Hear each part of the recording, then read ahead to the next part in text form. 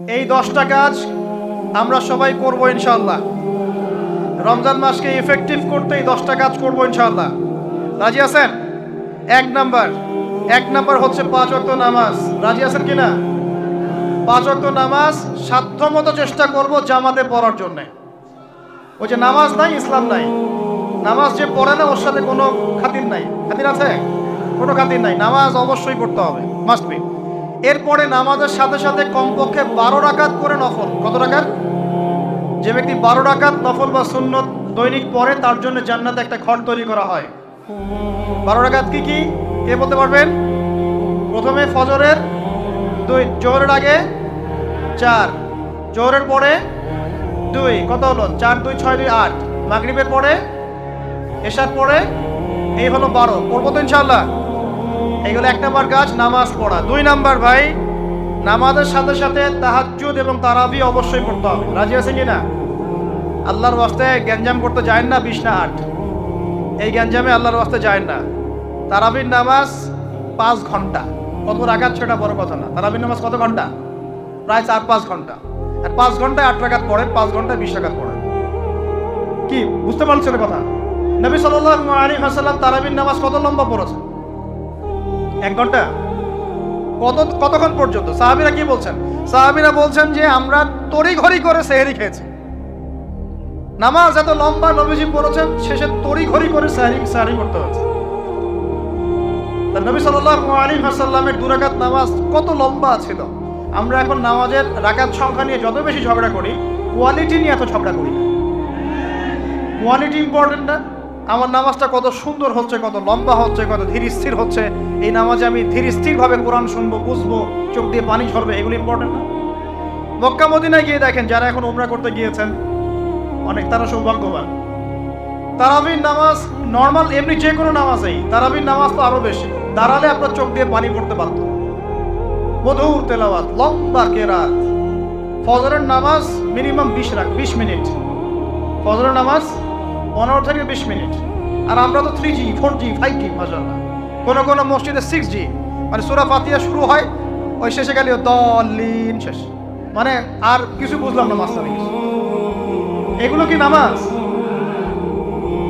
আমরা তো নামাজ পড়তেই ভাই দুনিয়াতে আসছি নাকি? দুনিয়াতে আসছি কেন?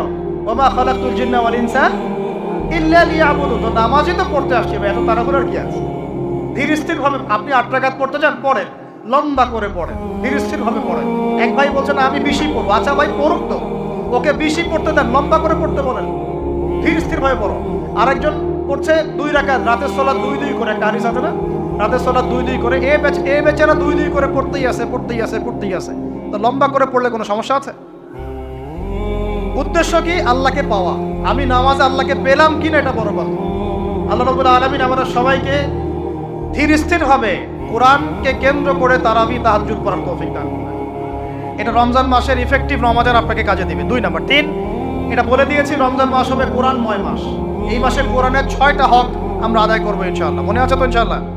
তেলাওয়াত, মুখস্থ করা, আরবি শেখা, আদেশ নিষেধ মানা, দাওয়াত দেয়া এবং হিফজ করা। পারবো তো ইনশাআল্লাহ? নিয়াত করেন জোরে জোরে। 4 নাম্বার, রমজানকে ইফেক্টিভলি ইউটিলাইজ করতে হলে প্রতিটা কাজ সুন্নত সম্মতভাবে করতে হবে। এভাবে আপনি রমজানটাকে ইফেক্টিভলি ইউটিলাইজ করতে পারেন। কিরকম একটু বোঝাচ্ছি। মনে করেন এমনি নর্মালি আমরা সব সুন্নতগুলো অনেক সময় খেয়াল রাখি না। খাচ্ছি, খাওয়ার সুন্নত, খাওয়ার মধ্যে কিন্তু প্রায় 10-এর বেশি সুন্নত আছে। ওযুর সুন্নত, কথা বলার সুন্নত, হাঁটার সুন্নত, কাপড় পরার সুন্নত, দোয়া কালামগুলো, ঘুমানোর সুন্নত, অনেক সময় আমরা কিন্তু এগুলো খেয়াল করি না। রমজান মাসে চেষ্টা করবেন প্রতিটা কাজ সুন্নাহ মাফিক বুঝে করার জন্য। আল্লাহ তৌফিক দান করুন। রমজানে ঘুমাবো, ঘুমানোর আগে বিছানাটা ছেড়ে নেব, লাইটস অফ করব। আমরা দোয়া, এই যে সূরা ফালাক নাস ক্লাস, এগুলো পড়বো, কাফেরুন সূরা পড়বো, আয়াতুল কুরসি পড়বো, সূরা বাকারার শেষের আয়াতগুলো পড়বো, পারলে সূরা মুলকটা পড়বো। ঠিক আছে? প্রয়োজনে ওযু করে আসবো। এসে আমরা ডান কাতা হয়ে শুয়ে আল্লাহুম্মা বিইসমিকা আমুতু আহয়া, এই যে শুরু করলাম। ঘুম থেকে ওঠা, ওযু করা, ওয়াশরুমে যাওয়া, খাওয়া দাওয়া করা, মসজিদে যাওয়া, নামাজ, জিকির, তাসবিহ, তাহলিল, ব্যবসা বাণিজ্য, এগুলো সব কিছু সুন্নত নাই? প্রতিটা কাজ সুন্নাহ মাফিক করার চেষ্টা করবো। আল্লাহ তৌফিক দান করে দেবেন। ফিকহুস সুন্নাহ এরকম কিছু বই পাওয়া যায়। ফিকহুস সুন্নাহ, কিতাবুস সুন্নাহ, এরকম অনেক বই আছে। আরবি থেকে বাংলা অনুবাদ হয়েছে, বাংলাদেশের উলামায়ে কেরাম লিখেছেন। এরকম সুন্নাহ শেখার কিছু বই কিনে নেবেন, কিনে নিয়ে প্রতিটা কাজ কিভাবে করলে সুন্নত হয় পড়ে দেখবেন। পারবে তো ইনশাআল্লাহ? আল্লাহ পাক তৌফিক এনায়েত করুন বলি আমিন। এটা কত বললাম? 3 নাম্বার।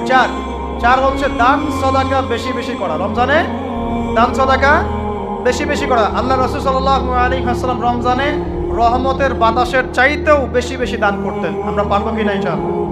দেখেন, আমি একটা কথা বলি, দান করার জন্য সম্পদ লাগে না, দান করার জন্য কলিজা লাগে। কি লাগে? ব্যাস, যার মন বড় সে দান করতে পারবে ইনশাআল্লাহ।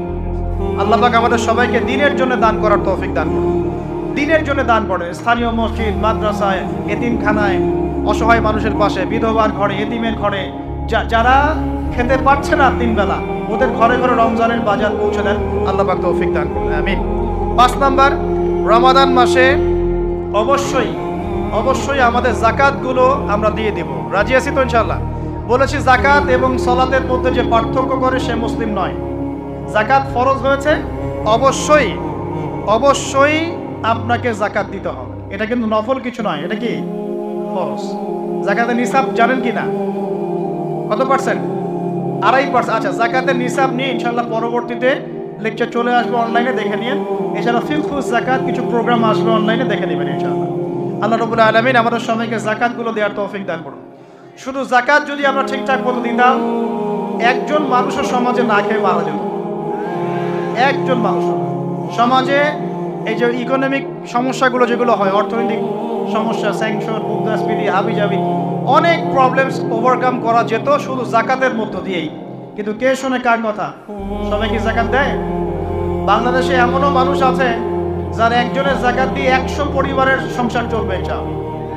আছে না এমন লোক? আমরা জাকাতগুলো দেওয়ার চেষ্টা করি, আল্লাহ পাক তৌফিক দান করুন। 7 নাম্বারটা বলে দিয়েছি, রমজান হচ্ছে একটা নতুন জাতির উত্থান। অতএব রমজানে আমরা সমস্ত পাপ ছেড়ে দিয়ে একটা আলোকিত জাতি হিসেবে আত্মপ্রকাশ করবো ইনশাআল্লাহ। আল্লাহ পাক তৌফিক দান করুন। 8 নাম্বারও বলে দিয়েছে, রমজান হচ্ছে জুলুমের বিরুদ্ধে দাঁড়িয়ে যাওয়ার চেতনা। রমজান কি? ওই যে বদরের যুদ্ধ, জুলুমের বিরুদ্ধে দাঁড়িয়ে যাওয়ার চেতনা হলো রমাদান। তাই সর্বস্তরের জুলুমকে আমরা রমজান মাসে রুখে দেওয়ার চেষ্টা করবো ইনশাআল্লাহ। আল্লাহ পাক তৌফিক দান করুন। শুরুটা হবে কোত্থেকে? নিজের থেকে। আমার নিজের মধ্যে কি কি জুলুম আছে আমি আগে দেখবো, আমি কার কার উপর জুলুম করেছি এটা আগে দেখবো, এগুলো আগে প্রতিহত করব, তারপরে আমি ইনশাআল্লাহ তাআলা পরবর্তী দিকে ফোকাস করব। 9 নাম্বার খুব ইম্পর্টেন্ট।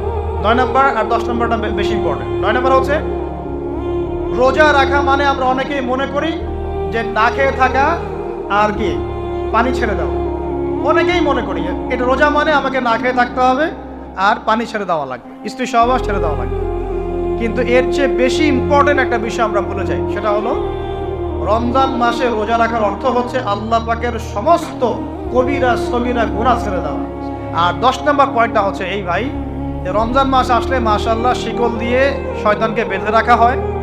রমজান মাস আসলে মাশাআল্লাহ আমরা অনেকেই পাক্কা মুসল্লি হয়ে যাই, দান সদকা করি, যাকাত দেই, তারাবি পড়ি, তাহাজ্জুদ পড়ি, অনেক কিছুই করি। কিন্তু ঈদের দিন আসলেই মাশাআল্লাহ আমরা আবার আগের জায়গায় ফিরে যাই। ঈদের দিন শয়তান যে ছাড়া পেয়েছে এটা বোঝার জন্য রাস্তাঘাটে বের হলেই হয় নাকি? মেয়েদের চলাফেরা দেখলে বোঝা যায়, আরো যে হোটেলে হোটেলে গান বাজে এগুলো দেখলে বোঝা যায় শয়তান ছাড়া পেয়েছে, আজকে বুঝলাম। তো এখানে সবচেয়ে বড় শিক্ষাটা হলো রমজান মাসের এই যে শিক্ষাগুলো, ত্যাগের মহিমা, জুলুমের বিরুদ্ধে দাঁড়িয়ে যাওয়া, কোরআনের হক আদায় করা, জাতির উত্থান, বড় বড় অনেক কথা বললাম। এই শিক্ষাগুলোকে সারা বছর ধরে রাখাটাই হলো রমাদানের সবচেয়ে বড় চ্যালেঞ্জ। আমরা পারবো কিনা ইনশাআল্লাহ?